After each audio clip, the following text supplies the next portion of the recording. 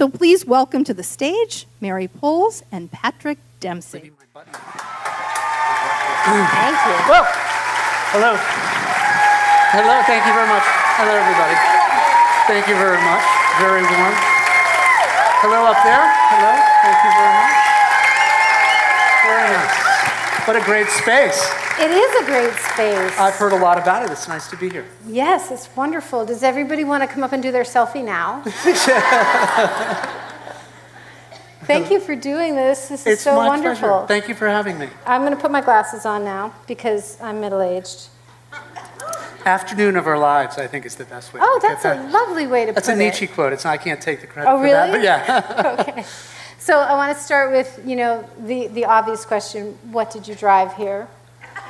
I didn't know what I was going to drive at first, and then I realized it was the Porsche Cayenne GTS. Wow. But I had the 911 out earlier. It's a 72T. Yeah. And my wife was driving that around today, which was fun. So what color? I was the passenger. That one's orange. Oh. Yeah, I know. It was what was called the communication color in 1972. But it's great for the fall here, even though it's summertime now. Because it sort of blends in a little bit better than the summer. Yeah. So have you gotten a speeding ticket in Maine lately? I've been pulled over, yes. Yeah? Yes. Okay, so I got pulled over. And I was going in a school district. I was going through. I was, and I should have known better, but I did.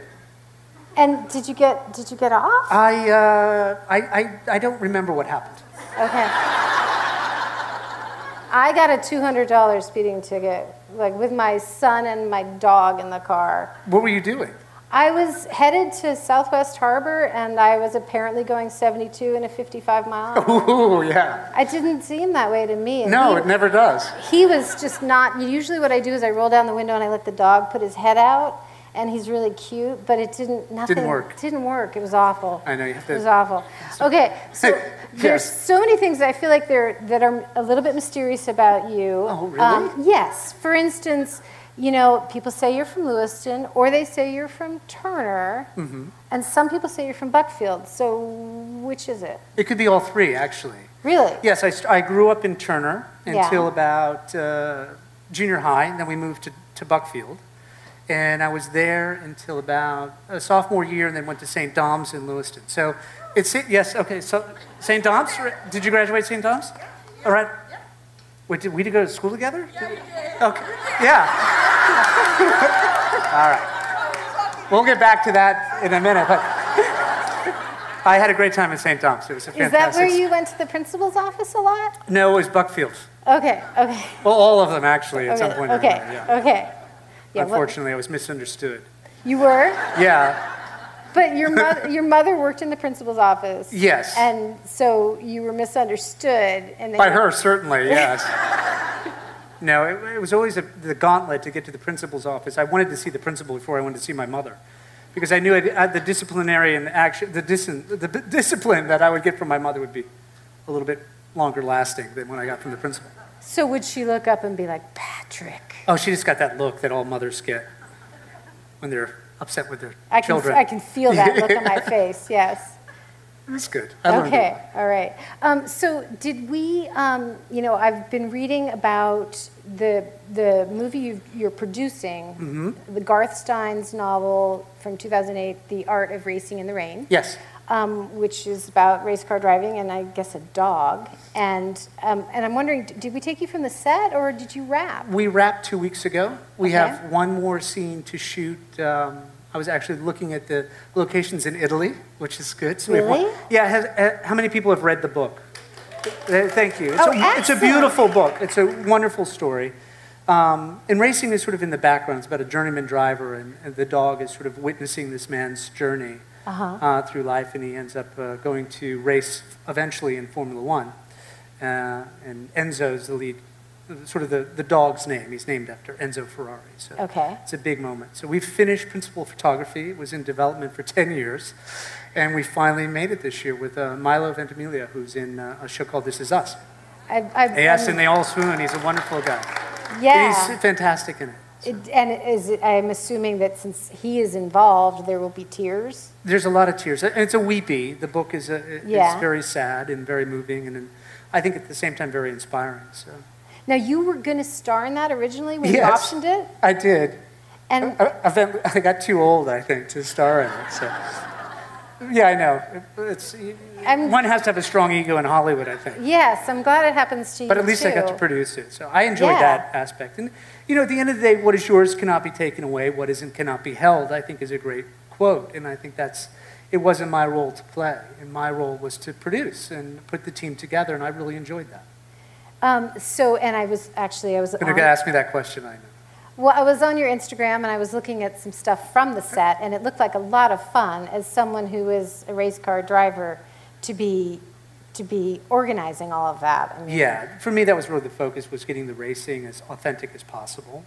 It's a small aspect of the film in many ways, how much racing we do show.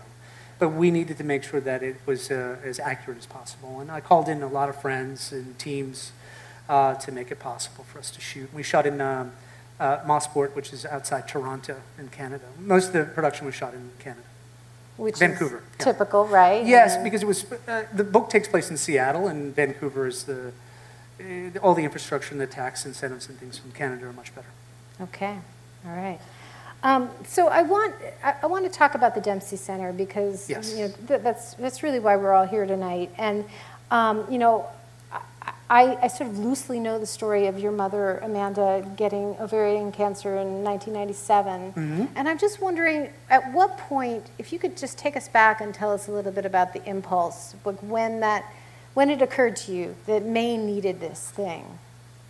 My mother was diagnosed in, like you said, 97, and she had a long battle with it. It was I remember coming home and bringing my girlfriend, now wife at the time, home for the first time.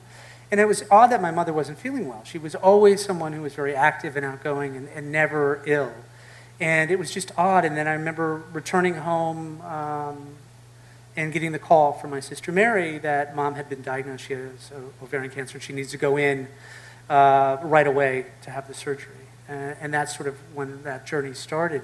And it wasn't until many years later, about 5 or 6 years, no, longer than it was 2005, that I think it was the second or third time that she had the cancer come back. And this was sort of right around the same time that Grey's was taking off, Grey's Anatomy.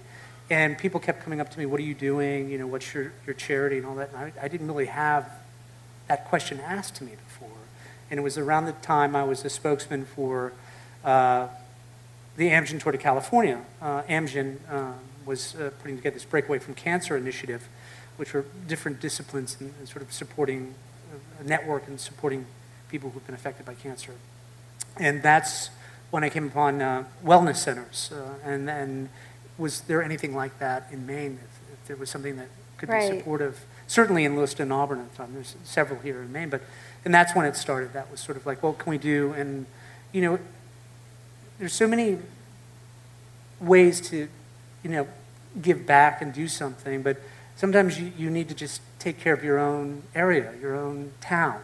You make a bigger impact there as opposed to, sometimes people think globally, but I think sometimes we forget what's going on in our own backyard, and that was something that came up, and I was like, well, what can we do in Lewiston and Auburn? And that's how it started. Sorry, that was a long-winded answer. No, that's great. So, and what was your mother's response? I mean, was she someone who was telling you, I mean, I'm guessing she was not, but somebody who was telling you, I really think there should be X, Oh, no, Y, she would and never Z? say that, no. No. She's, I think, a typical person who wants to be left alone and to do it on her own and doesn't want to ask for help. I think there are a lot of people that are like that. Yeah. Unfortunately, when you give them the opening and you say, look, you're not alone and it's okay, then they're a bit reluctant at the beginning. That was my mother. I think she was never someone who liked to be in the public eye. She was very shy, loved nature, and loved farming and gardening. And your stepdad was an organic farmer? Yes, he was an apple farmer in Buckfield. They met, so that was their thing. So no, she never was that excited about being out front. And to the very end, she didn't like it so much. But she came to the She was Dempsey she Challenge. was very brave in sort of going through her fear of being in front of the public and out doing that. I think it surprised her how big her impact was in the community, certainly. But my sister Mary was really very strong at making sure that was happening when the idea came up, and we were like looking into it. And now we're celebrating 10 years this year. That's amazing. And you've Which also... is phenomenal. Yeah. And it's a real testament to the community, the support from the community to make it possible that all our services are free. And that's because of the incredible fundraising efforts that people individually, team-wise, have done to make it possible. It's staggering. And so the most obvious thing is the Dempsey Challenge, Right. Which we all hear about, but what else is going on besides the scenes in terms of fundraising? What do we need to know about? We had an event over the weekend that was at Bug Light with the Porsche Club in New England, and I think we raised close to $20,000 this weekend, which is phenomenal. So things like, yeah, it was great. A gentleman matched it, and at the very end of the day, gave us a check for $10,000. And Wow. the generosity from people, to me, is inspiring and makes us all, as a team and as a staff, work that much harder. So we do that, and we do the challenge is our big fundraising effort, and there are other things that we're going to be doing throughout the course of the year. We'll keep trying to find fun ways to get people to come in and engage. Yeah. And we're now here, in Right. South Portland. And, right, because of this merger. Yes. So the merger between the Dempsey Center and the Cancer Community Center happened on July 1st, right? Yes.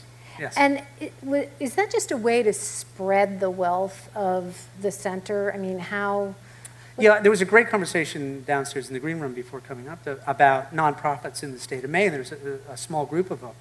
And we need to work together, and we need to collaborate. We need to have a strong partnership to, I think, as a team and as a group, we can get more done that way. And that was sort of the idea behind it. Mm-hmm. Cancer Community Center has been around for a very long time. I think 40 years, is that correct? Or close to that? Wendy maybe Cardiff is 30 at least? Or 20 years. Okay, I'm giving him 20 more years, so that's fine. But yeah, so you have to respect that and what they've done in this community, and to kind of come in and to unite those two ideas. And our objective is to reach as many people who have been affected by cancer as possible. So that they're not alone, and certainly complementing the work that the doctors are doing is what the center is doing, and we want to reach as many people as possible, and this was a step in that direction. So you have the capacity to reach 5,000 people now, right? Yeah, close to 6,000 now. Okay, so the more there are events like this, the more you can reach, right? I mean, Yes, because sometimes I think people forget why we do the challenge, and the challenge can overshadow the work that it is that we're doing at the centers. And that's our thing that we're learning, is how do we reach more people, certainly the doctors, the health providers, things like that, to really let them know what it is that we're doing and that we're there to help them in their job. And at the end of the day, the patients who come through the door, not only is it the person who's been diagnosed, but the caregivers. There was an encounter the other day at the center in Lewiston, and a caregiver came in to get Reiki, a massage, and it's like a deep tissue massage, deep tissue right? massage, and just sort of becoming aware of your body with Reiki. And we do acupuncture as well, which has been beneficial to people. And this is, aid and sort of support what it is that the doctors are doing, a traditional approach to fighting cancer. This is to help that side. And to think about the caregivers and a support group. There's a support group down here in South Portland, but nothing in Lewiston, Auburn, and it's something we will now introduce. So it's the constant refinement, and also really listening to the community and the patients who come through the door, what we can do to improve our services and best practices. And, they can do Tai Chi, they can do massage, meditation, like all of these. Nutrition, there's so many different aspects. It's really up to, to try to, what is it that person wants that gives them empowerment and strength and a bit of control over something they have no control over. So that's sort of, I think, really the approach. What did your mother, what made your mother feel better? She didn't like this, you know, she had to have projects to do. You know, when my mother was diagnosed early on, I found an old farmhouse in Harpswell. That's another place, I should say, I used to live. Down 123, we found an old home that was built in 1830 and slowly went through the process of restoring that. That was something that she loved doing, and gardening. And she needed to have things that would give her a reason to get up in the morning. And certainly in those days when the chemo and those treatments were just overwhelming, it allowed her to not think about that and get up and do something else. And you bought a house right next to that farm? Or? We finished that project, and then the house next door came up, and we ended up getting that as well. Okay. And eventually selling things. But it was the process of restoring emotionally and I think psychologically and just physically was something that was important to her. And for us as a family, too. It was a tangible result that we could live with and see. Huh. And then it was a fantasy, too, of like, okay, what do we want to work on this year? What project do we want to take? And it's also, you know, I think you're an old building like this, and certainly with the transformation of what's happening in some of these cities in Maine where we've lost the industry now, that going back in and restoring the old mills, I think is incredibly important for the identity and the history of our great state. And certainly where the center is now in Lewiston is in an old mill. You know, it's a top floor of an old mill. And there is so much soul in those buildings. So much soul. You know, that people feel that immediately. There's an emotional response. And that's something we would like to replicate moving forward in other centers that we will develop throughout the state. Yeah, well, there's plenty of mills, that's yes, for sure. There is. It's just the capital to invest in, right. in the brave souls who will go in and do that. So speaking of brave souls, you always participate in the Dempsey Challenge, Absolutely, right? yes. And, I love it. And so you do the cycling? Yes, I do. And do you do the longest of them? Or? No, my children, the last few years have been with my kids. And each year we're getting a little bit longer in our rides. And this year there'll be, I think, 20, and then I'll do the 50. I like the 50 and the 75, or I think whatever it is that a person likes to do. It's hard to not continue on because the camaraderie is great. The spirit's fantastic. Yeah. I watched very moving. A clip of you with the Nightline reporter doing it. I mean, Yeah. do you usually have an entourage? Usually, yeah. I mean, it sort of gets collected along the way. Yeah. Yeah, and that's what's, I think, fun about cycling for me is there is this moving conversation where you can have an aggressive moment on the bike and you're riding and you're pedaling very quickly, and then you can sort of get over that hill and then coast a bit and then catch your breath and then have a conversation, you know, with someone. Right. And you meet so many people on the ride. I love that. How often do you meet? This same clip, there was a woman who you meet in a street in Lewiston, and she says, "I used to watch you juggling in the yard." Yeah, sure. And you were like, Yeah. So I wanted to ask you about being from Maine and how you're out there in Hollywood. So I lived in Los Angeles for a little while, and I would be driving around there on those freeways, just like, I'm from Maine. What am I doing here? And I wonder about the grounding you have from being from Maine and how it affected you getting to Hollywood and living in Hollywood and, you know, trying to maintain the sanity of a family while you're being a star. Yes, the first time I went to Hollywood, I was doing a play in San Francisco, the Torch Song Trilogy, which was my Bright Beach Memoirs was my big break to sort of, I lied about my age. And it was a Torch Song, actually, and Harvey Fierstein discovered me through an audition. I was at the theater at Monmouth, which is a great summer theater, with some great actors and great people. I remember flying down and auditioning for that and getting the role and then being in San Francisco, which is like a city, a real city, and then going to LA for the first time. It's sort of this urban sprawl where there's no real downtown. It's just sort of neighborhood after neighborhood and mini mall after mini mall. So it doesn't have the same feeling, and everything is so dry. It's not as lush and green as Maine. And at first it was really exciting because I could see every car that I saw in magazines was actually driving by. And you're like, I can't believe people can afford these things, number one. And that they're actually using them. And it's a car culture. So and they're we're off cleaning topic them a bit. every day, right? Yes. I always had the dirtiest car in Los Angeles. Yeah, yes, you have to constantly, I'm just thinking about how dirty my car is currently, and I better start to clean it before anybody sees it. But yeah, I mean, you live in your automobile, unfortunately, there, and you're always in traffic, and so much time goes by that you have time to think. And I used to commute from Malibu, where I lived, to Los Feliz, which is a 45-mile drive, and that could take, on a good day without traffic, 42 minutes was my fastest run. I was going quite quickly to achieve that, to 2 hours and 35 minutes to do it, to go to work one day, and it was a 12, 15-hour day, and then an hour back, and at that point I was really desperately missing the quality of life here in Maine. So I think it's really hard. The value system is one where the emphasis is on the exterior, and that's never gratifying, I don't think, at the end. No matter how much you have or you achieve, it will be empty, to you. It's what is spiritually nurturing you. I think that is the challenge there. There are good people there, and there are people who are lost souls looking for a lot of validation in a business that doesn't really support that. It's a tough one for that, to keep that in check. And to have a family there is challenging, without question. It takes work to stay on top of those things.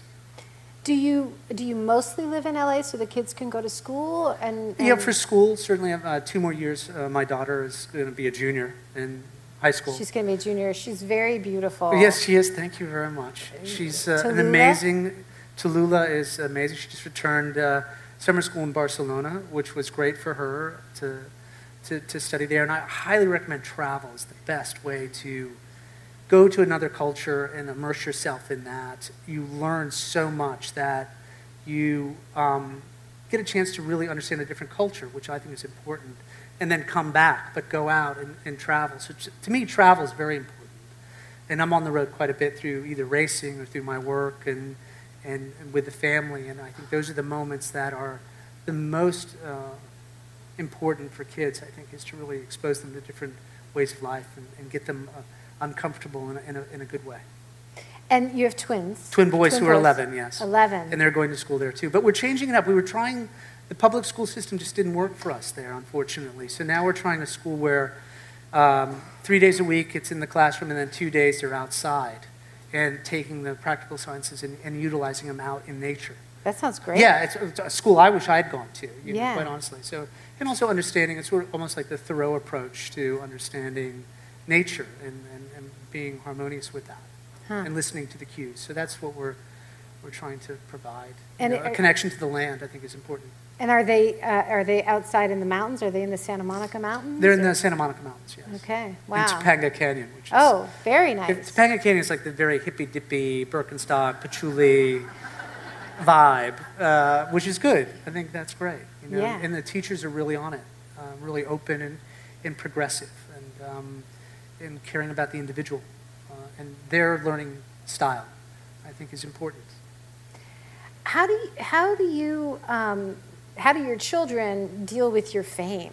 I mean, just watching you tonight, obviously everybody wants to talk to you. Mm-hmm. And when you're out with your family, I mean, I know that my son gets annoyed just if I talk to somebody else at the dog park, you know? And nobody's trying to take a selfie with me at the dog park. So how do they cope? It's each one deals with it differently. Sullivan, who's much more the performer of the family, loves it. He's the first one to jump in and to grab the camera and do the selfie, and he loves that.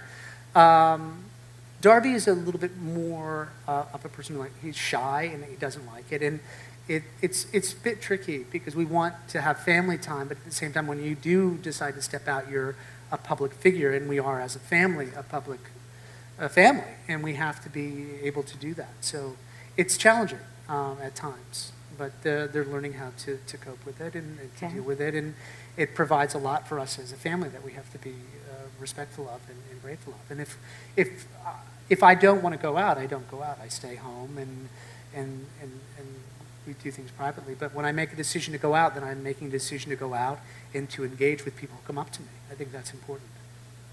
I should just tell you that during our meet and greet before this, Patrick spoke with someone who was telling him about an 18-year-old cancer patient, and he disappeared for a little while, and I thought maybe he was, you know, just taking a break, but he was actually on the phone with her, weren't you? Yes, we have a wonderful program at the center called the Healing Tree, which is for young kids and at different ages that you know, sometimes they're forgotten. And in this process, whether it's they themselves have been diagnosed or a family member or a friend, and they need to be understood. They need to be heard. And it's a program it's a beautiful program for those kids. And also the Center for Grieving Children has a program here in Portland that we want to collaborate with. So there was a young girl who was 18 who was struggling a bit. And I just wanted to let her know that the services were there for her. If she chose to come in, we would take care of her. And we had a great conversation. Do you think she's going to come in? I hope so. Okay, I hope good. so. And then when she does, she is? She is? Oh, yes. Well, tell the story. Because you said so. Oh, good, yeah. But She said she had heard about it, but she was afraid. She Right. was afraid to go. And she also said something else to me that was really quite interesting, that I forget now where she's being treated, but they Dana Father. well, yes, in Boston, but also here that sometimes people forget what it is that we do at the center. And we need to work on getting our message out there in a stronger way, in a clearer way, so that people know that they're not alone and that we're there to help them and support them. She said that it was amazing that she got to talk to you, but she said that she's most looking forward to talk to other people like herself who are struggling.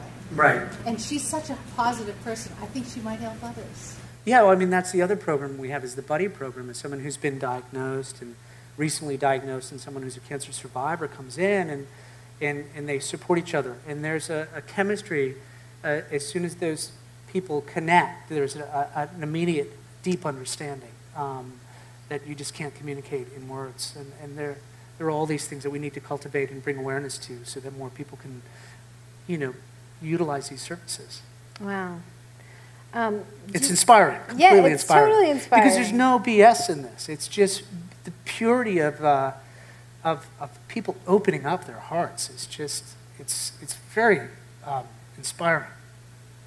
Do you think, just as the public face of this, the fact that you played a doctor on television? I mean, Yeah, I know. I thought about that a lot. You know, it'd be really weird if I walked around in scrubs and a lab coat. But Right. you know, I think it's the real blessing of the show is there's this projection that I'm a doctor, and I would be the worst doctor, by the way. I would just be absolute.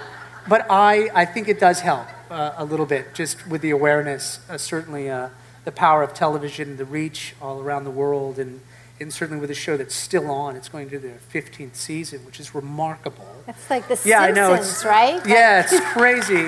So I'm very grateful for all that it's given me. And I think that the greatest thing that's come out of it is really ultimately the center and the awareness that we've been able to bring to this. Because of that, you know, that's the positive thing of fame, I think. If you use it properly. Yeah, right. If you use it in a selfish way, I think it's a dead end. I just don't think it will fulfill you. You know, it's an empty thing at the end of the day. So, you know, I was reading up on you, and I read this quote where you were talking about how you had come to this point where you owned yourself, and the quote is, "I stopped making acting so precious, and I still don't make it precious. I come in and get my work done, but I think it's important to have things that allow you to take at least 1 or 2 steps back." Now, that was 2010, and since then, obviously, you've had this big change in that you moved on from that role. Yes. And I'm wondering, like, were you just like, okay, what do I do now?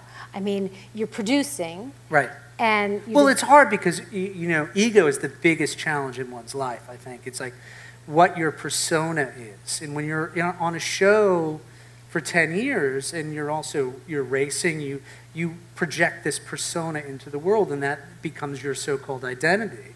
And when you make the decision to say no to that or to stop that and to go into a different direction, which I think is important. Change is critical, I think, in life, to constantly strive to grow and to change and to explore new things. And that was the thing that I knew I had to be prepared for, is to allow that to go and to have a moment of downtime in order to rediscover the next step in one's life. It's like a wave, right? It will ebb and it will flow, a tide, and you need to be able to sit comfortably in those transition points with yourself. And that's where sort of the meditation comes in, and sort of finding something where you're not putting your whole identity on it. You have to sort of witness yourself going through these things. So, do you feel less interested in acting these days? I mean, I did just see, and maybe it's a lie, but I saw that there was on IMDb that you might be in an Enchanted sequel. Well, yeah, they've been trying to develop. I mean, development takes a long time. Yeah. And it was such a great movie. Anyway, and Amy Adams is fantastic in the movie. Yeah. And I think there's a script now that she's very happy with. They're developing the sort of the A and B storylines, and there's talk of starting in the first quarter of next year, but I have yet to read anything. But if it's good, yeah, I'd be very open to trying that. But acting for me is different now because the challenges are different. Harry Cabert is based on this book. Actually takes place in New England. The writer actually he's Swiss, but he would summer in Maine. Oh, and really? we shot it in Montreal last year. And that's a different character for me. It's a darker character. You play a college professor? I play a novelist who becomes a professor, and he's caught up in a scandal where he is arrested for the murder of a young woman. And is he the killer or isn't he is the question.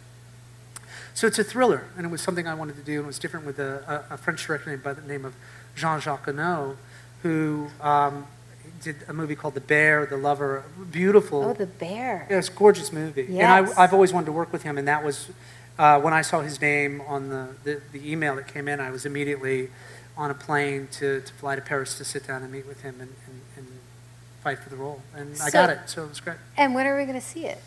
That's a good question. Because it was at Cannes, right? Yeah, it's going to be in Europe in October, and I'd probably here next year. Okay. It's a 10-part event series. And the book is really fascinating, and it was great to do. It was a huge bestseller. And I aged from right? 35 to 67, and I had never done anything. Yeah, I know, it was really frightening. In the afternoon of my life, to actually accelerate it to the twilight of my life in the 5-hour.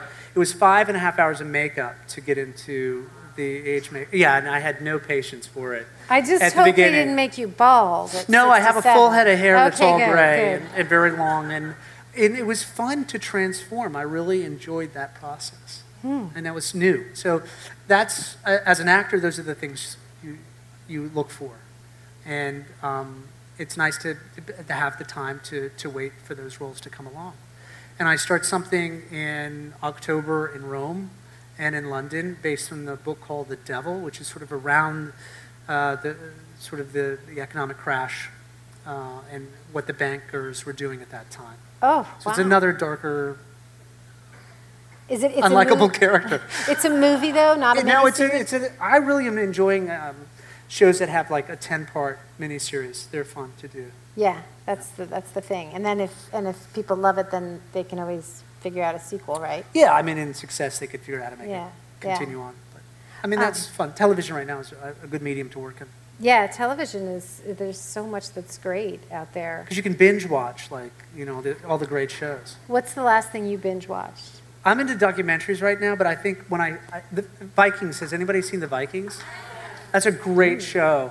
And there was a Viking ship in the harbor over the weekend, which was fascinating. So you think of what they were navigating and their ability to navigate these waters was quite fascinating. Let's go 3,000 miles. Yeah, we don't know where we're going, but we're going to go. We've got some salt pork. Yeah, we're fine. Let's hit the road. It was a bit of a non sequitur. It's no Chick-fil-A. So, I took my son to see Bridget Jones' Baby. Oh, yes. And he only went because, I made him, I didn't want to leave him at home. And it's almost 2 years ago, probably. How old is yours? He's 14. 14, okay. And I thought, going up against Colin Firth, that seems like, that's a real challenge, to enter the franchise and be like, I am going to be Colin Firth's rival. And I want you to know that we left that movie and my son said, she should have ended up with the American guy. That's what I said. Yes. I do these movies and they always go to the other guy. I don't know what's happening. But, that was always, to sort of step in the shoes and Hugh Grant, who's, you absolutely, who I actually had a great story. I ran into him on a plane and I was like, oh no, I don't want to run into Hugh Grant. What's he going to say to me, right? This is terrible. And he actually came up to me, towered over me, and said, congratulations, nice job. I like the movie. Really? And I was like, oh, thank God, And then the following day he was nominated for a Golden Globe Award for something else. Paddington? Yeah. No, not for Paddington. Okay. It was for the another movie that came out. Okay. I was like, good for him. I just saw a very funny thing of him talking about all of his characters where he revealed that he basically played the same person like 5 times over. Yeah, but I mean, he has an amazing ability. And of course, you hear all the stories when you're doing the film. And Colin, by the way, was wonderful to work with. We spent a lot of time together, and I enjoyed his company immensely. And he's very funny and quite charming. And Renee as well. So it was a nice experience to be that close to it. But his ability for improvisation and the stuff he could come up with was phenomenal. So you improv in a situation like that? Yeah, a little bit we did, yeah. I did actually more in Harry Caber than I've ever done. Huh. We shot 3 cameras at a time and maybe did 1 or 2 takes, and it was just, we were done. It was great. We would rip through scenes, and I never had that freedom before. Certainly on Grey's, there was no room for improvisation ever. It was like, get the job done You have every to day. say as written, and that's pretty typical for network shows, I think. Yeah. So is the connection with Colin Firth how you ended up in the Love Actually sequel? Richard Curtis, that's his who was one of the writers on that, came in, and of course, he did 4 Weddings and a Funeral. He's a very well-known English writer. They invited me into that world. Okay. Where you saved Laura Linney from... I was Laura Linney's husband. We're all grateful for that because... I never met her. It was so funny. You didn't? Never. No, because I shot that in London, and she was in New York doing her side of it. Oh, that's so funny. Yeah, it's so crazy. Huh. So I want to do a little bit of this or that, which, might be really annoying, but we'll give it a try. All right. Try. Okay. See, how's everybody over here doing? It's just a look. I just realized my back has been turned the entire time. I'll open up a bit. Yes. Okay, so lobster or clams? Lobster. Okay. It's like free association. Yeah. Lake swimming or ocean? Lake swimming. Oh, interesting. There's some good responses. Thank you, everybody. Well, that's because you grow up in Maine. You don't really swim in the ocean that much. I do. Well, okay. I mean, it's refreshing. It's like the Polar Bear Club, right? Isn't it? Yeah, but don't you worry about the snapping turtles and the eels? No, I don't really worry about that. No, nobody else does? No. I met someone the other day who told me that she worked at Bowdoin College, where you hold an honorary degree from. Yes, I did. And one of the professors in the biology department showed her infrared photos of Sewell Lake, where she liked to swim, with the snapping turtles. Right. And I was like, I will continue to return to my mud flat swims from now on because snapping turtles scare me. Yeah, no, I don't really. Now Okay, I'll probably think about it the next time I'm in. I'll be like, what else is around me right now? Okay, so suit or sweats? And I think since you designed a clothing line, he designed a clothing line, you guys. It was a capsule collection for Blue Salt, really comfortable stuff. It was fun to do. I think when I'm home, I just like to be in sweats. And a suit, yes. Yes? Or a very elegant jacket, blazer, yes. Okay. All right, sail or speedboat? I know the answer to this. It's tough. I mean, Really? it's 2 different experiences, right? I Yeah. think Hinckley does a beautiful day sailor 42 that is, the technology is amazing on that boat. and it's a sailboat. But then you have the lobster boats with the jet drive and everything, and they're incredibly fast. Like the picnic boat, you mean? The picnic boat Yeah. is a blast, and I would like. Could you have? I mean, if you're going to really waste the money on a boat, it'll get both and really go down the tubes quickly. Yeah. You know. Absolutely. Okay, I like that. All right, reds or scales? I'm sorry, what? Red. Reds in Wiscasset, you know, the ultimate traffic jam. Oh, okay. I had no idea what that was at first. Well, it's the... And Scales is the restaurant here in Portland. Yes, which I was there last week, yes. And it was really good food. It's really, really good food. Yeah, it's funny, growing up in Maine, and certainly Portland in the 70s, is not the Portland of today. No. And it's amazing to see what's happening on the Eastern Promenade. And the restaurant choices in this city now are unbelievable. The young chefs that are here doing the work that they're doing, it's just great. So it's like every night there's a new surprise. In Brunswick, yes. Even in Brunswick, we have a James Beard nominee chef, like for under 30, 4 times over or something, running a restaurant in Brunswick. It's wonderful to see. It's great. Yeah, it's great. So Reds, you know, I mean, it's a $24 lobster roll, but it's like, 3 lobsters jammed into a hot dog bun, which can be a little tiring, but, anyway, you might, I should check next that. time you're going up the coast. Okay. Okay, so night out at the movies in the classic style or Netflix? Wow. I like Netflix, I have to tell you. I mean, yes. I mean, it's fun to go to a theater if it's the right type of... Like a horror film is great to see with a group of people because everybody jumps together. And the communal experience of being horrified is great. Yeah. As we experience on a daily basis anymore. Yeah. Did you see It, the Stephen King? I went... Yeah, sorry, I know. I dropped that in there. I did it. My son loves horror films, so we went to go see It. Yes. Oh, and were you scared? No, not at all. Oh, no. Okay. He wasn't either. I was waiting for him to jump, and he never did. Wow, okay. I jumped first, and he's like, sorry. Not as cool as you are. Moose or puffin? Two extreme creatures, right? I mean, a moose is always amazing when you sort of stumble upon one. Yeah. And you're like scared to death because you hear all these stories that they're going to trample you. But when you see them in the wild, it's pretty remarkable. Yeah, totally. Yeah, it's an incredible creature. But, okay, so you drive fast and you're in these beautiful cars. I spend a lot of time on 95. You know when you get to the signs that say Moose next 10 miles? Yeah, you sort of slow up a little bit. Yeah, for me it's the equivalent of California. I was always like, okay, I'm going under a freeway in an earthquake. This might come down on me. So I'm going to get under that overpass really quickly. So I see the 10 miles, like, okay, at 10 miles I got to go fast to get away from the moose. That makes no sense whatsoever. That's why I get speeding tickets and you don't. Situational awareness, you always try to identify where the police officers are. Yes. Yeah, I didn't see him. And then you let other people know in the other direction, flashing your lights. Yeah. Yeah, there you go, right? Yeah. There you go. Yeah. Okay, since you have 11-year-old twins, Xbox or PlayStation? PlayStation and Xbox. It's hard, yeah. Oh, really? Yeah. I lost that battle. Is it a Fortnite household? Fortnite, how disruptive is this game?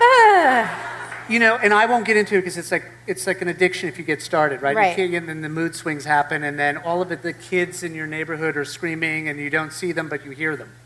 And you don't know what's going on in that room. So it's been banned. Okay, good for you. Yeah, for right now. Hopefully Good that for continues. you. Until they see this interview, and then it's back in. Yeah. I mean, what blows my mind is that they're actually paying money to costume their characters. It's a great business model for whoever It's created astonishing. it. It's like a $1 billion company. Yeah. But it'll be gone by next year, I'm assuming. Yeah. Okay, digital or print? Oh, it's nice to always have something in your hand if you have a print, and digital too if you're traveling. So I like a little bit of both, actually. Okay. And if you had the ability to choose a nickname for yourself. Oh, it's because been chosen, unfortunately. I know. I had no say in it. Yeah, sorry. I didn't mean to elicit that response, but I have no choice in the matter. Do you sometimes think, my New York Times obituary, please let it not be in the lead? It's funny, you do think about that. That will always be there. And it's a tough one to live up to. You were talking about going out, and you have this sort of moniker of McDreamy. You have to kind of live up to that. And some days it's tougher than others. Yeah. And the people who really know you wouldn't say that to you at all. But, right. Of course not. But it could be worse. Yeah, it absolutely could be worse. So, racing. Yes. You're not actually, you're running a team now instead of racing yourself. I'll get in the car, I'll do some lapping days and maybe some sprint races and some rallies, but not at the level I was at. And 2015 was the year I raced full time. And you got second in Le Mans? Second in Le Mans, we won in Fuji, and we were third in the championship. Thank you. Yeah, it was a fantastic year. Is that something, so you definitely, you watched the Indianapolis 500 with your dad, right, when you were a kid. Did you ever think you would get to do something like that? I just fantasized about it for so long that it became, I suddenly manifested it. I think my wife was not so happy about the level of commitment, but she sort of got me started with a Skip Barber 3-day competition. And it was, for me, it went back to the days when I was ski racing here in Maine. And the sense of control and the speed and the mental challenge of it was really appealing to me. And the camaraderie in the world, to be able to race at that level with a factory team like Porsche was a dream come true. So your wife sent you basically on like a guy fantasy? She got tired of me sitting on the couch Sunday watching Speed Channel and all the races chronically, and she's like, why don't you go do that? And then that's how it got started. So it was a 10-year odyssey going down that road, to literally that road, and doing it. And it was great. I'm glad I did. It really changed me on a profound level, on understanding teamwork, focus, and the physical and mental discipline of competing at that level. Yeah, and it sort of affects on how I do everything now. Certainly the work at the center, on the value of a team and the focus of a goal. That process is the end result of how well your process is. All of those things, I think, to me, have been transformative. It's interesting to me that you are so vested in philanthropy and racing in much the same way that Paul Newman was. I know, it's funny, isn't it? Did you get to meet him? I did meet him. I met him. I mean, I'm sorry, but let's talk about McDreamy. Yeah, he was amazing. He was the most beautiful man ever born. He had the most amazing blue eyes, too. Yes. And you look at them and it's like, you're like, oh my God, what's going on? It's like Jungle Book when the serpent, it's like, you're like hypnotized by him. And he was so gracious, and I met him at Long Beach at the race, and he spent a good hour. We just talked about racing. We never talked about Hollywood at all. Wow. But his philanthropic work at Newman's Own and the Hole in the Wall Gang and the stuff that he has done is very inspiring. And he's the right template, I think, to follow as an actor, as a man, and certainly as a driver. He was phenomenal on all three counts. And it continues on. He's gone, but all of his work continues on. And yes. So yes. It's a great standard. Yes, it is. And that's ultimately, I think, at the end of the day, empathy and giving back is really what the meaning of life is about. Everything else is a distraction from that. Yeah, it's just... It makes you feel good, and the people around you feel good, and it brings out the best in everybody. And it's great to be a part of that, And I think that's what, it's so funny that it's called the center, and it is a center in many ways for a lot of people, me included. That's great. I want to open things up to the audience. I know we've got some questions planned, and I think Molly is out there with a microphone, maybe? Where's Molly? Molly is I see her running with a scarf and a white t-shirt. She helpfully wore white so I could spot her.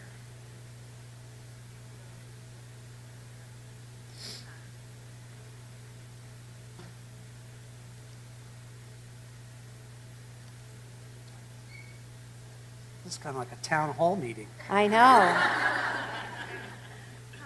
Hi there. What's your name? Dina. Hi, Dina. Can everybody hear Dina? Is the mic on? What's that?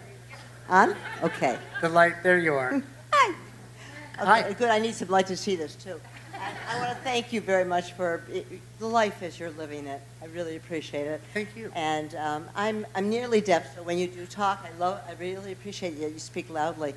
As a breast cancer patient 15 years ago, I had to seek ways to pay for a very expensive medication that was follow-up for the 5 years following surgery and chemo and radiation. And this included going to and/or ordering from Canada back then. Mm-hmm. I wondered if you think it might be possible for hospitals or centers to establish their own pharmaceutical production on their campuses with FDA approval if necessary and with more transparency than do the big businesses with their overinflated prices and monopolies and control over choices of insurable medications. Well, thank you for the softball question there. But that's a great question, by the way. You know, I think the bigger question is, can we make it affordable for people? The drugs are just devastating in the cost, and certainly in other countries, it's a little bit more available for people. And I think this is why we need to get out and vote, right? Because this is going to happen on a government level. This is a country run, you know, we forget this. It is, our destiny is in our own hands. And we all, and no matter where you are, if you're a Republican, a Democrat, Independent, that's your choice. This is what is great about America. And it's we, the people, have to stand up and fight for what it is that we want in our elected officials.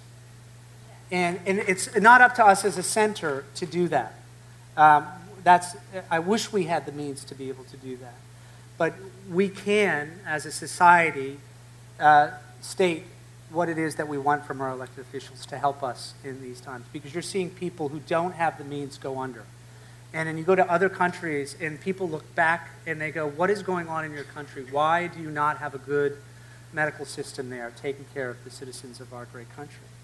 And it's a hard one to answer. It really is. I know there are a number of people in the audience who have Susan Collins on speed dial. And, you know, it's certainly an interesting time. We have another one, right? Hello, Patrick. Hello. I'm a bit of a car guy. Okay, great. Oh. Yeah. And I was actually lucky enough to do a Skip Barber class at Laguna Seca a while back. Laguna Seca? Yeah, on a business trip. And I'm kind of lost because they're taking away all the stick shifts from the all-wheel drive cars. And I'm trying to figure out if you have any recommendations. And I love the Macan, but I don't know why Porsche isn't offering it a stick. They are still doing it. You can order them. The Macan? And the Macan, no. But if you get like an early 911, you have the stick. And it's coming back around, believe it or not. You know, people are tired of the PDK. Started getting into race talk and car talk, but an H pattern is a gearbox, and it's fun to do. You feel like you're driving when you have a gearbox. Although I like the PDK when you're racing; it's much easier. Sorry. Wait a minute. So get a used stick? Aircoupe. I would get a Porsche like early '90s, '80s. If you get those, are fun cars, and the value is fantastic. Did the car you drove here tonight have a stick shift? Unfortunately, did not. No. Okay, so that's a thing. Well, no, but I chose not to because Okay. I was in the Cayenne, so it was different. Okay. And you never know when you might hit traffic. There was a lot of traffic coming in tonight. It's getting a little It was LA-like, rush hour, isn't yeah. it? I mean, It's 2 lanes as opposed to 5. But yeah, on a Friday. I know, a matter of time. Yes. Hi, Patrick. I should say, hey, neighbor. Hey, neighbor. How are you? You've had this opportunity to live this big life. You've got to be an actor, and you have your name and face on this tremendous, worthy nonprofit, race driver, father, family guy, travel. Now we're hearing about this clothing line and of being a producer. So you've gotten to live this great big life. What do you think is your greatest achievement? I think really the center to me is an achievement because it's done as a group of people and also as the support from the community. And I think that's the thing that is moving to me. Thanks for that.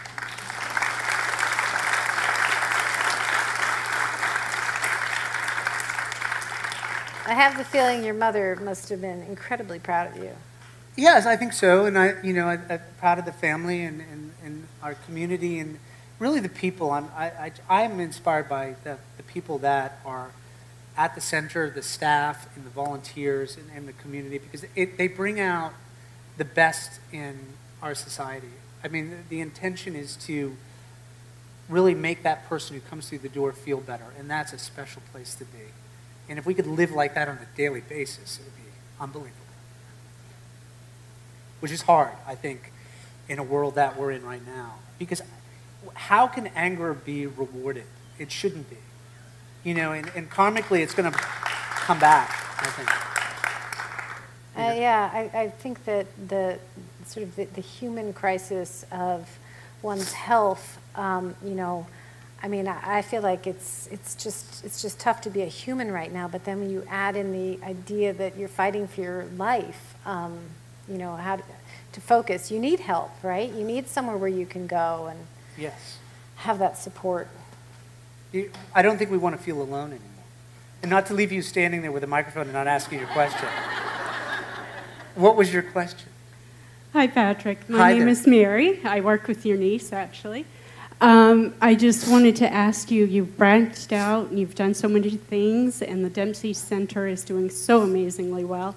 Have you thought about bringing anything else to Maine, another center of some sort, maybe with, creative or acting, that kind of thing, or with your dyslexia?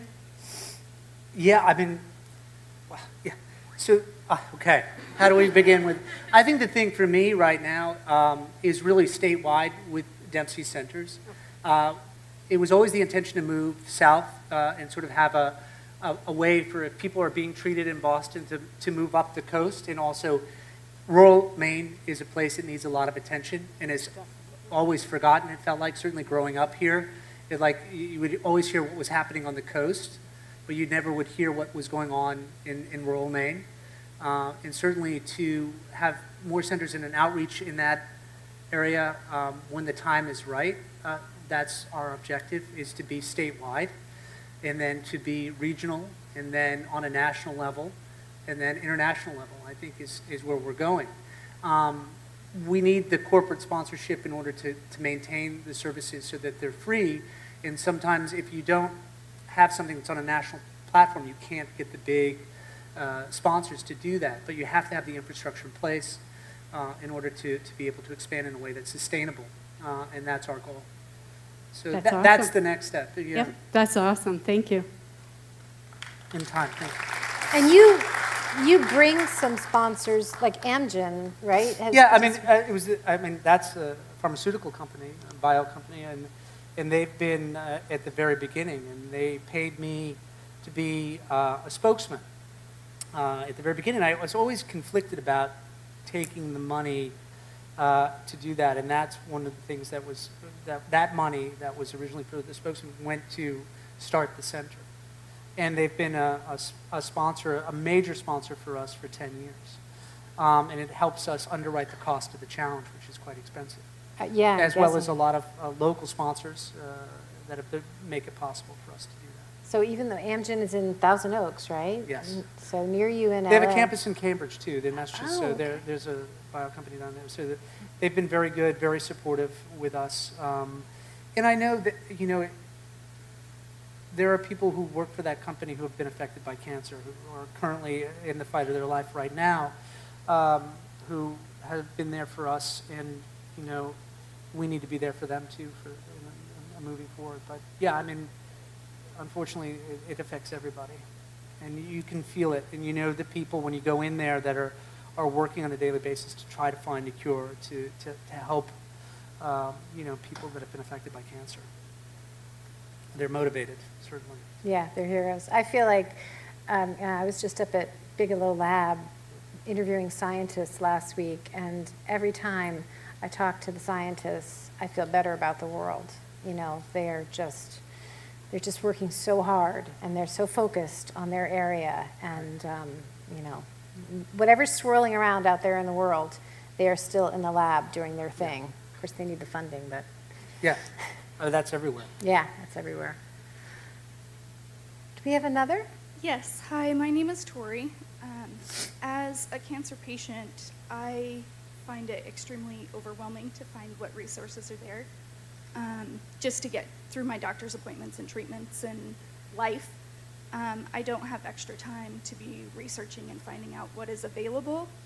And aside from calling each of the cancer patients, which you can call me if you want, how are you getting All right, give me your number. No one else will hear it. Okay. How are you getting the information and resources in the hands of patients and caregivers so they know what is available at the Dempsey Center? I invite you to come to the center if you haven't been. I haven't. I went on the website. Yes. I went on the website and it was like, call this to make an appointment. And I'm like, an appointment? I can't do another appointment. I understand you. It's overwhelming. Please make an appointment. Will All you right, promise but you me have to call me first. All right. All right, here's what I'll do.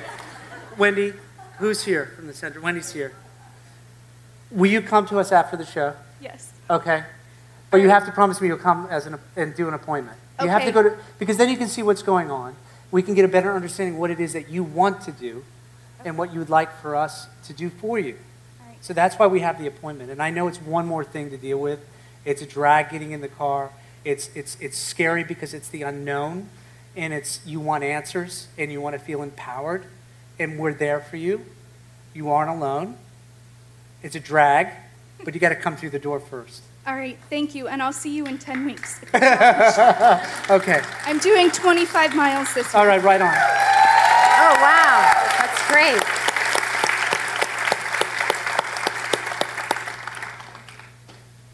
Hi, Patrick. I'm Scott. Hi, Scott. This is going to be my sixth Dempsey Challenge this year, my fourth at the century mark. Right on. And thank you.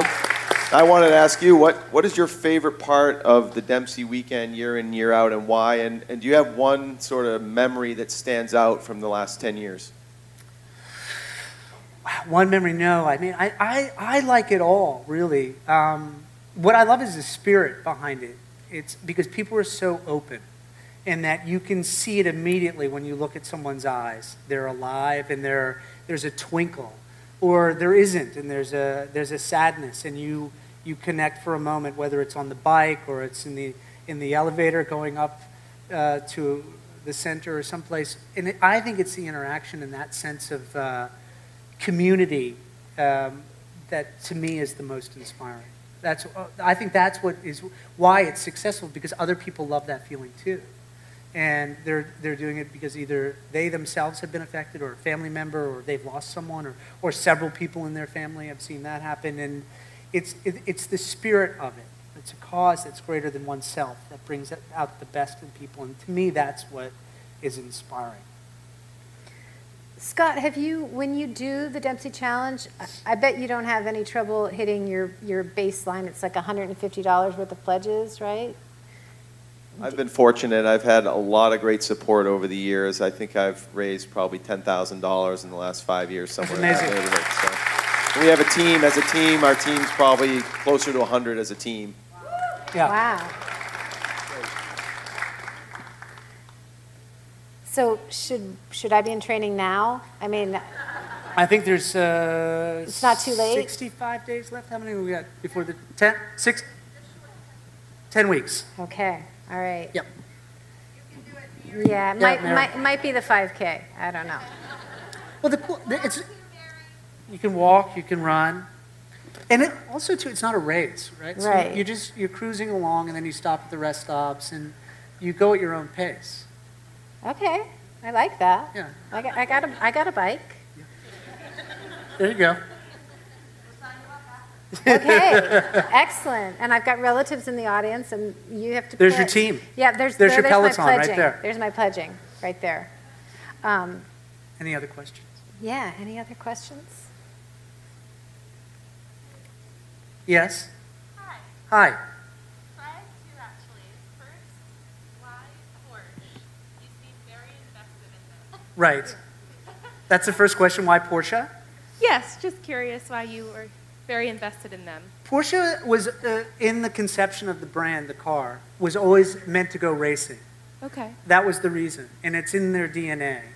And it's still very much a small company in many ways. And their approach is methodical in what it is that they set out to achieve. And they just supported me in a way that I've never had before. And even in Hollywood, it was a different way. They were like a clear evaluation of what my ability was, what my weakness was, what my strength was, and they built a team around that in order to succeed. Our goal was to get on the podium at Le Mans, and we achieved that.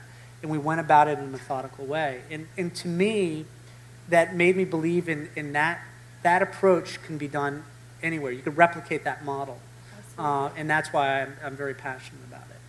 And secondly, to another girl who asked, as someone who has cancer, it was a little difficult to navigate, so I was curious as more information. I know you have to set up an appointment, but I feel like maybe if you could speak to someone more directly, I guess. About information and about our center? Absolutely. Yeah, I think we don't treat the disease, right? That's not what we do. We're there to support the doctors. Yes. In that. So what we try to do is treat the whole person. So how do you go about doing that? What is it that we offer? We do Reiki. It's good to be touched, right?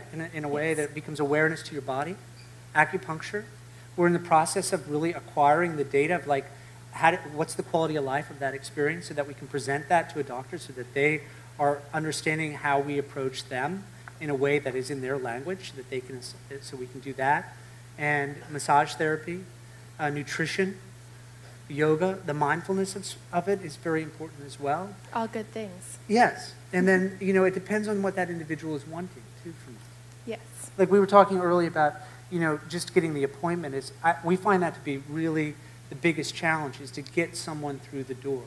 Once they're through the door, then the experience speaks for itself. You can feel it. It becomes tangible. It's not just sort of this abstract thing where it's just more data for you to try to process, Because it's overwhelming. When you go online and you try to get information, it's like, what is the right piece of information for me? Very much and so. I really am a firm believer that it's the interaction between another human being is what we're looking for. Yes. And sometimes the doctors are so overwhelmed, they don't have the time to sit there and to hear you. And that's why we're here. Thank you. And that's what the staff is about. They're trained professionals who do that. Thank you very much.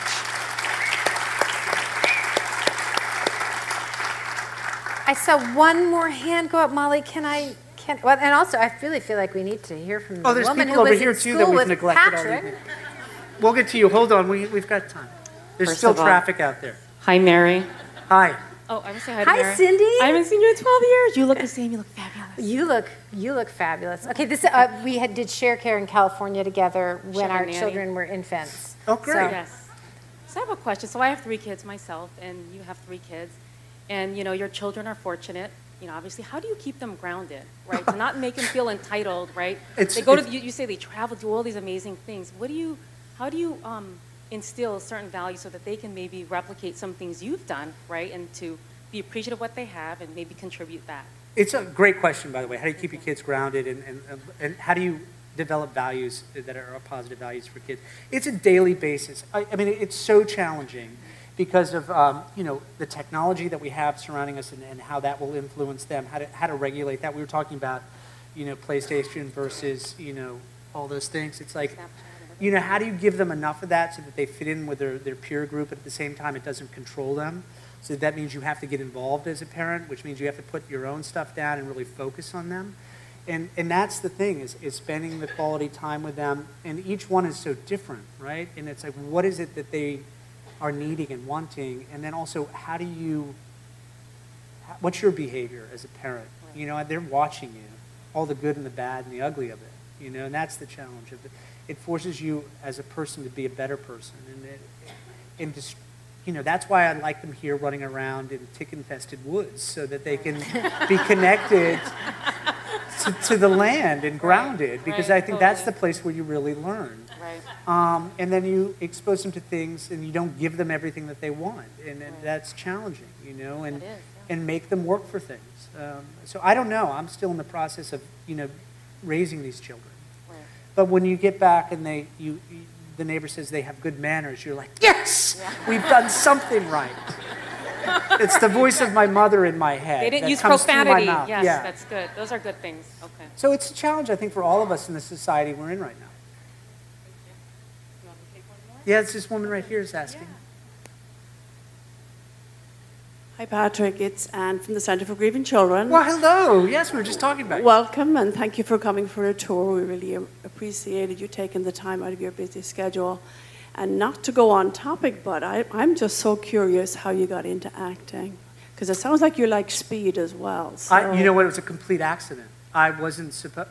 What happened was, ABC Wide World of Sports did a close-up, sort of this like behind the scenes of Inmar Stenmark, who was a skier at the time, who was a world champion, and he was riding a unicycle to improve his balance.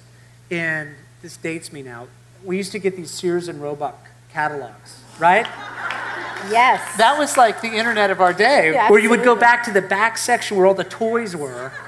You know, it had everything broken down, and I ordered, I think it was like a $25 unicycle. And I got it. It took me a year to learn how to ride it, but I eventually mastered it. And God bless you. And the power had gone out. I was in Buckfield High School at the time, and I was taking a shop class, and the power had gone out. And Paul McKinney, who was the teacher, was juggling. And he goes, well, you're riding the unicycle, you should pick this up. So I picked it up almost immediately and went home, practiced. I remember knocking over one of my mom's favorite plants and was banished to the garage.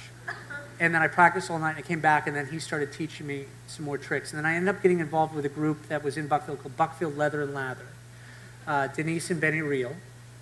And then I sort of went with him and Randy Judkins, and I sort of just kind of fell into this thing accidentally. And I wasn't a terribly good student because someone brought up I was dyslexic, so I was not an academic, to say the least. And it was a place where I could perform and get some attention, and just one thing led to another. And I put together a 3-minute juggling routine, and I did it for here in Portland, the regional, for this Talent America competition. I won here. I remember getting enough cash from Tilton's Market, Mrs. Nickerson from Turner, Maine. My mother and father gave me enough money to get my first plane ticket to go to New York, where as soon as I got off the plane, I thought I was going to get mugged because everybody's like, you're going to New York, something's going to happen to you. Of course, that's not the case because I'd walk down the street and everything was fine. I was blown away by the buildings. And then that's how it got started. You know, I ended up winning that competition, lying about my age, going to New York and auditioning for Torch Song Trilogy. And the next thing I knew, I was doing a Broadway play. Oh, that's great. But all I wanted to be was an Olympic ski racer. Oh, I figured. So I kind of failed in my dreams in a way. Well, Mac Dreamy, I think you're doing okay. Thank you. Did you learn how to ski at Lost Valley? I did, yes. Aww. And, you know, Lost Valley is in new hands right now. There's a new ownership there. We need their support. We need to go out and support them in the winter. It's a great place to start skiing as a family.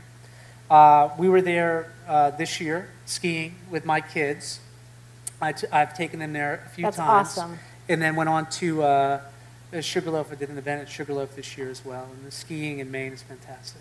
That's so nice to hear. I feel like most people who go to California, then they just want nothing to do with our icy slopes, you know? Well, yeah. It's a different technique, but yeah, it's very icy here. It's very icy here.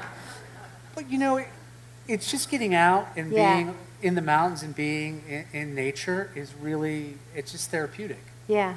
In my town, in Lost Valley, they take the kids, you pay like $150, and they take them up 4 Wednesdays in a month after school, and they get to have lessons. Yes. I just think that's incredible, you know, like that's available and that it's affordable, and you know, there are other kids learning at Lost Valley. It's a great place to begin one's skiing journey. Yes. And I remember we lived in Turner at the time, and we would have to come in to do grocery shopping and laundry Friday nights.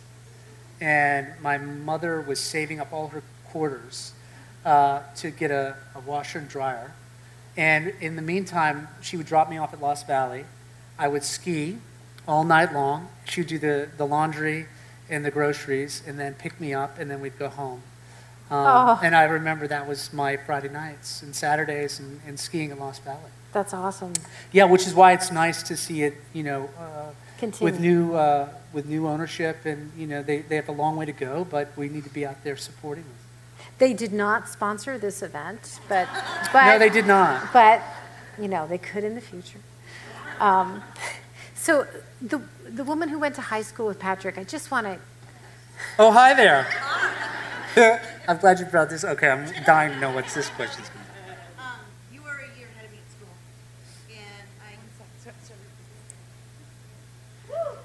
So you were a year ahead of me in school, and I remember you juggling down the hallway. Uh-huh.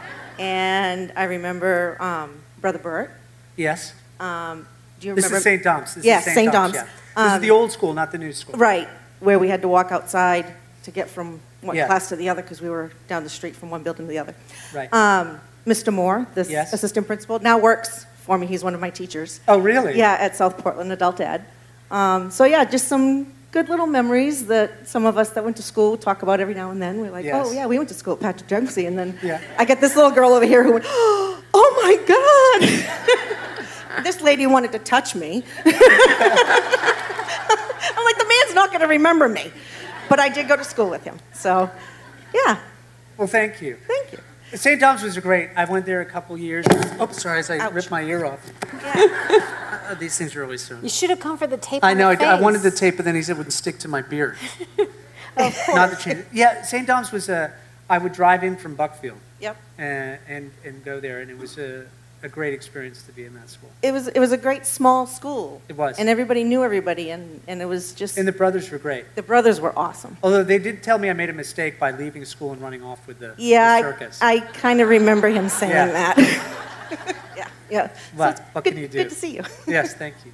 I feel like they should send you a certificate of graduation or something. No, I did. I finally got You one. did? Oh, okay. Yeah, I got it the night before I got the doctorate at Bowdoin. That was the fastest turnaround in my educational career. I thought that was really a pretty amazing moment. Was it your idea to wear the Bowdoin sweatshirt on Gray's? Yes, it was actually. Okay. Yeah, because I was living, we still had our house in Harpswell at the time. And Bowdoin's in a remarkable college. If you look at the history of, the people have come through that school, and also the energy on that campus. And it's certainly Bates as well, and Colby. I think people forget what we have in this state for higher education is pretty phenomenal. Yes, and Bless the you. University of Maine. Yes. We can't forget the University of Maine, but you're right. I mean, we really are lucky. And Hawthorne went to school there. I mean, it's amazing. Chamberlain Was there. Longfellow. Yes. Everyone. Yeah. Angus King, I believe, too. Angus King, I would just... So he's from Brunswick. He's from Brunswick, and I would just like to point out that as I was stalking you on Instagram today, I realized that Angus King likes a lot of your posts. Oh, really? Yeah. I like a lot of his posts as well.